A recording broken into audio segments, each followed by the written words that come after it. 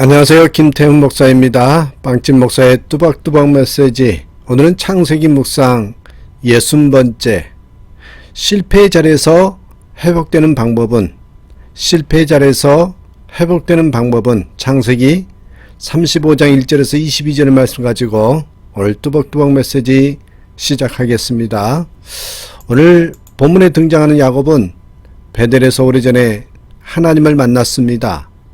형의 분노를 피해서 가진 것 없이 도망치던 야곱이 쓰러져 잠든 장소가 바로 베델이었습니다. 그곳에서 하나님을 만나는 체험을 하게 됩니다. 야곱에게 있어서 베델은 단순히 장소적 의미만이 아닙니다. 가장 낮고 비참하며 무력하게 쓰러졌던 실패의 자리였던 것입니다. 그런데 하나님께서 베델에서 야곱을 만나셨고 축복을 약속해 주셨습니다. 그 하나님께서 지금 세겜에 거하고 있는 야곱에게 베델로 올라가라고 결단을 촉구하십니다.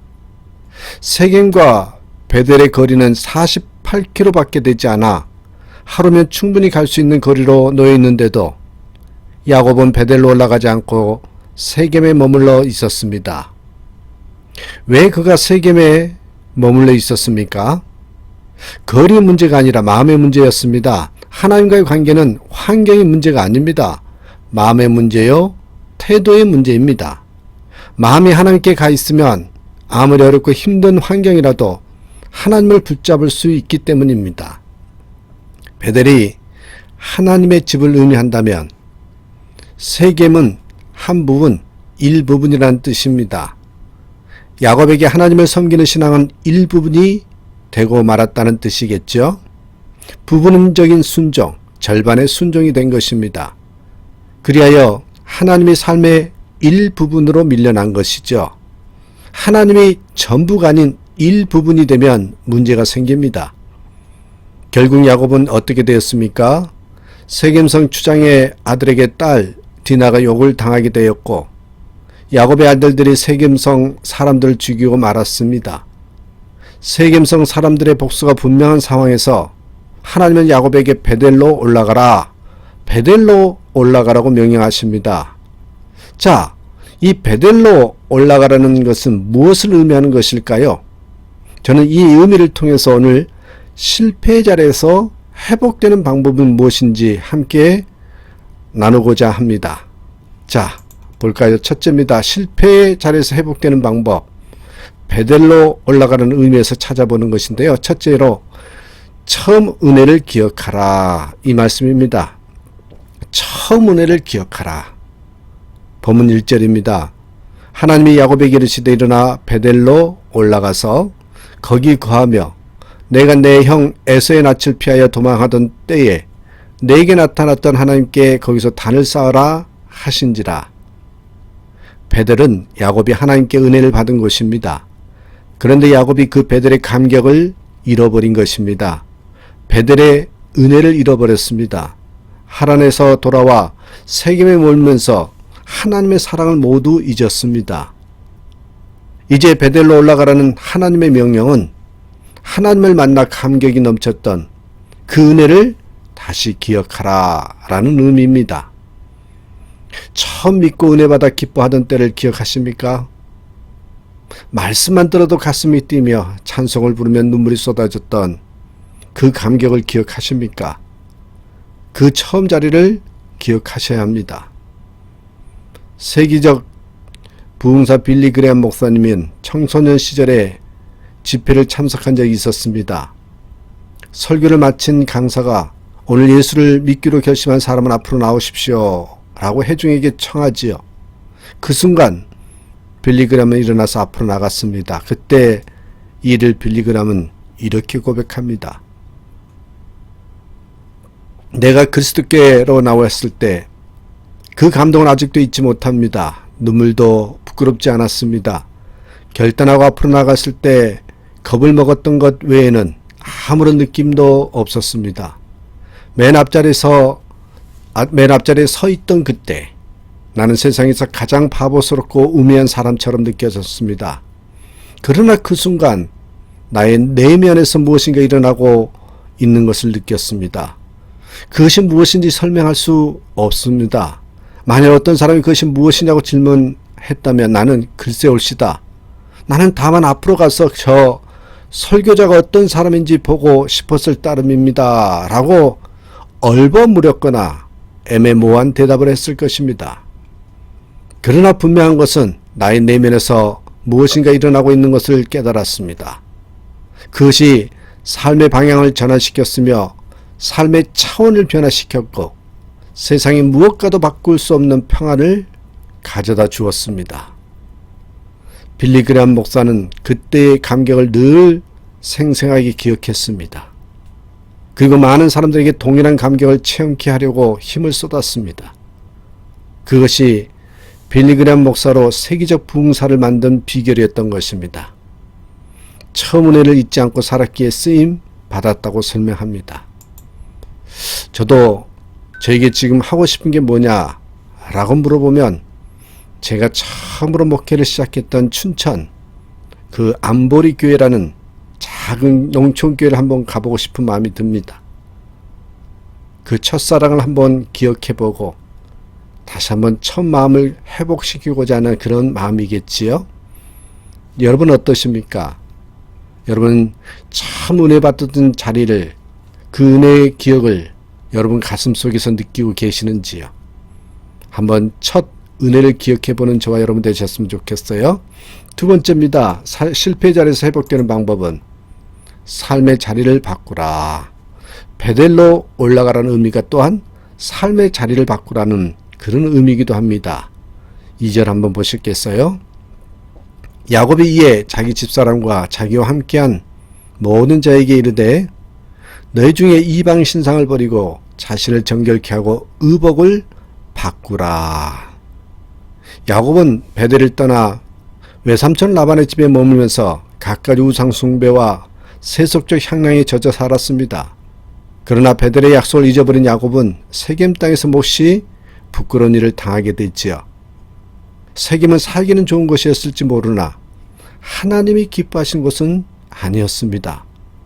세겜은 야곱의 신앙을 병들게 한 곳이었습니다. 자식들을 죄악의 구렁텅이에 몰아넣는 곳이었죠. 세겜은 떠나야 할 자리, 그런 자리였습니다. 이제 야곱은 베델로 올라가라는 명령에 우상을 땅에 묻어버리고 깨끗한 마음으로 옷을 갈아입고 베델로 올라가 제단을 쌓았습니다. 여러분에게 떠나야 할 자리는 없습니까? 말씀을 어기면서 세겜에 머물러 있는 모습은 없으신지요? 바른 신앙은 떠나야 할 자리를 과감하게 박차고 일어나는 것입니다. 버려야 할 것을 단호하게 버리는 것, 그게 진짜 배기 신앙입니다. 야곱의 모습은 생각의 전환이 아니라 깨달음만 보여주는 것이 아니었지요. 베델로 삶의 터전을 옮겼습니다. 다시 말해 삶의 자리를 바꾸었다는 뜻이지요. 있어야 할 자리에 있고 있지 말아야 할 자리에 있음을 우리는 분명히 알아야 합니다. 가야 할 곳이 있고 가서는 안 될 곳이 있습니다. 이것의 구분이 명확하지 않는다면 신앙의 변화는 일어나지 않습니다. 부디 세겜을 떠나 베델로 삶의 자리가 바꿔지시길 바랍니다. 초대교회 시절에 마포 삼열 선교사님이 계셨죠. 그 선교사님은 불량배들과 유생들의 돌세로로 인해서 곤욕을 치르곤 했었습니다. 그들 중 하나가 평양 깡패로 알려진 이기풍이었습니다. 이기풍. 그는 잔치집마다 찾아다니면서 술과 떡을 내놓으라고 행패를 부렸지요. 마포 삼열 선교사의 집에도 끈질기게 찾아와서 돌을 던지고 불을 지르면서 그의 행패는 말할 수 없을 지경이었습니다. 어느 때는 그가 던진 돌에 맞아 입원하기도 했습니다. 하루는 마포 삼열 선교사의 집에 불을 지르고 도망을 치다가 다치게 되었습니다. 그때 선교사는 이기풍을 찾아가 치료를 해주면서 사랑을 베풀었습니다. 이에 감동한 이기풍은 회개하고 예수 믿기로 결심하였습니다. 삶의 자리가 바뀌게 된 것입니다. 아시죠 여러분? 훗날 이기풍은 평양신학길 나와서 초대 목사가 되었으며 초대 제주도 선교사로 파송을 받았습니다. 그리하여 여러분 후에 여수 돌산 앞 우학교에서 신사참배를 반대하다가 순교를 했었죠. 그렇습니다 여러분. 이렇듯이 삶의 자리를 바꾸는 것, 그게 바로 베델로 올라가라는 의미입니다. 실패자에서 회복되는 방법은 여러분, 삶의 자리를 박차고 일어나 바뀌는 것입니다. 그런 저와 여러분의 삶이 되길 바랍니다. 셋째로 여러분, 실패자에서 회복되는 방법은 바른 예배를 회복하라, 이 메시지입니다. 베델로 올라가라, 무슨 의미예요? 바른 예배를 회복하라. 3절 말씀 보시겠습니다. 우리가 일어나 베델로 올라가자. 나의 환난 날에 내게 응답하시며 나의 가는 길에서 나와 함께 하신 하나님께 내가 거기서 단을 쌓으려 하노라 하매. 7절에도 그가 거기서 단을 쌓고 라고 했습니다. 베델로 올라가 단을 쌓으라는 말씀은 예배를 회복하라는 뜻입니다.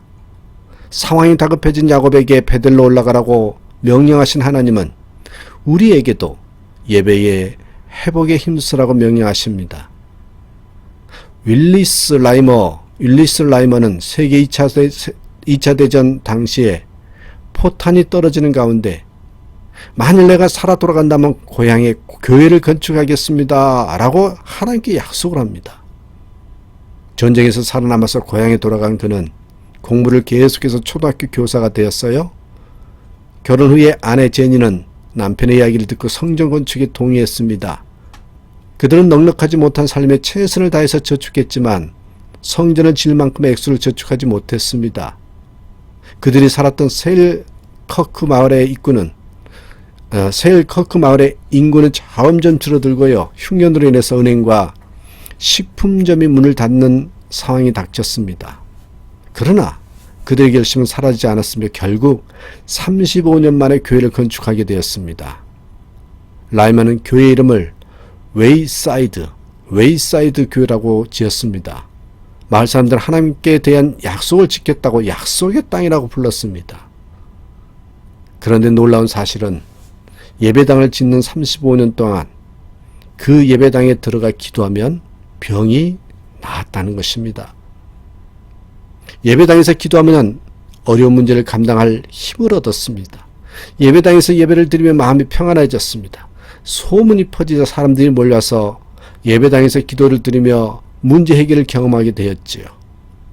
약속을 지키는 하나님께 대한 믿음을 가질 수 있었기 때문입니다. 웨이사이드 교회의 방문객은 월 평균 1000명 이상이 된다고 합니다. 윌리스 라이머의 베델은 예배를 통해서 기적을 베푸는 하나님의 베델이었습니다. 예배를 통해 하나님을 높이면 하나님도 반드시 우리를 높여주십니다. 그러기에 예배만큼 소중한 것이 없습니다. 사랑하는 여러분, 실패의 자리에서 회복되기를 원하십니까? 처음 은혜를 기억하십시오. 여러분 한번 잠시 시간을 멈추어서 처음 은혜의 자리를 한번 생각해 보시면서 다시 한번 그 은혜를 가슴에 담아 보시길 바랍니다. 두 번째, 삶의 자리를 바꾸라는 것입니다.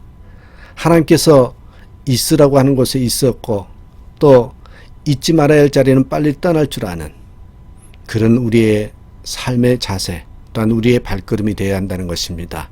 무엇보다 세 번째, 바른 예배를 회복하라, 이 말씀입니다. 예배가 회복되면 모든 것 다 회복된다는 것. 왜 그럴까요? 예배는 하나님을 높이는 것이기 때문에. 그러면 하나님도 우리를 높여주신다는 거 잊지 마시고 실패해서 회복되는 저와 여러분의 삶이 되기를 주님의 이름으로 축복합니다. 감사합니다.